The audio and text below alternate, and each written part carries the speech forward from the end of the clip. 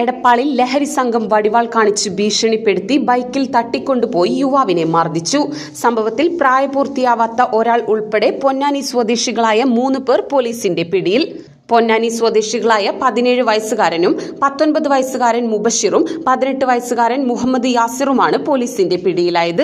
കുറ്റിപ്പാല സ്വദേശിയായ 18-കാരനോട് സംഘം സഹപാഠിയായ വിദ്യാർത്ഥിയുടെ നമ്പർ ചോദിച്ചു. നമ്പറില്ല എന്ന് പറഞ്ഞതോടെ കയ്യിൽ കരുതിയ വടിവാളെടുത്ത് ഭീഷണിപ്പെടുത്തുകയായിരുന്നു.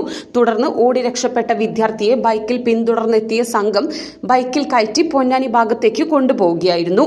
വടിവാളുമായി യുവാവിനെ തട്ടിക്കൊണ്ടുപോകുന്ന ദൃശ്യങ്ങൾ പുറത്തു വന്നിട്ടുണ്ട്.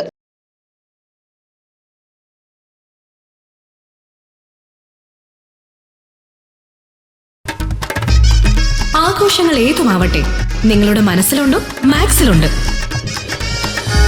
മാക്സ് വെഡിംഗ് സെന്റർ, ഒരു നാടിന്റെ വസ്ത്രസങ്കല്പങ്ങളുടെ പരിപൂർണത.